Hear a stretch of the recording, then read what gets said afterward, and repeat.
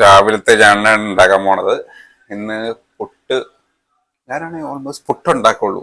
പുട്ടാണെങ്കിൽ പുട്ടും പഴവും മാത്രമല്ല ഉണ്ടാക്കിയാൽ മതിയല്ലോ. ഇന്ന് ചായയും. അപ്പോൾ ഇന്ന് പുട്ടുണ്ടാക്കാം.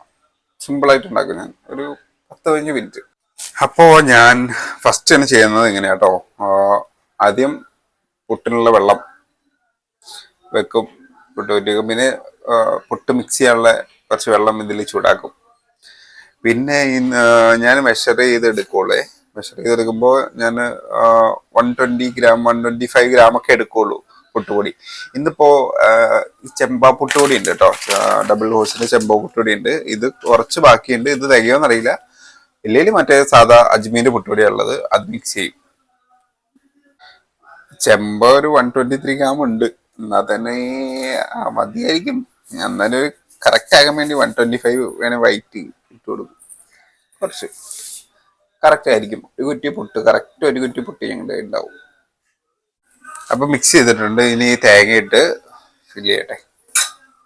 അപ്പൊ അഭിയേട്ടനാണ് ഇന്നത്തെ ബ്രേക്ക്ഫാസ്റ്റിന്റെ എല്ലാ ചുമതലയും. ഞാൻ പറഞ്ഞല്ലോ, ഞാൻ പൊട്ടും പഴവും മുട്ടയും ഇതല്ല ഞാൻ മിക്സ് ചെയ്തണ്ട. കറക്റ്റ് 125 ഗ്രാം മിക്സ് ചെയ്ത് കറക്റ്റ് ഒരു കുറ്റി പുട്ട്.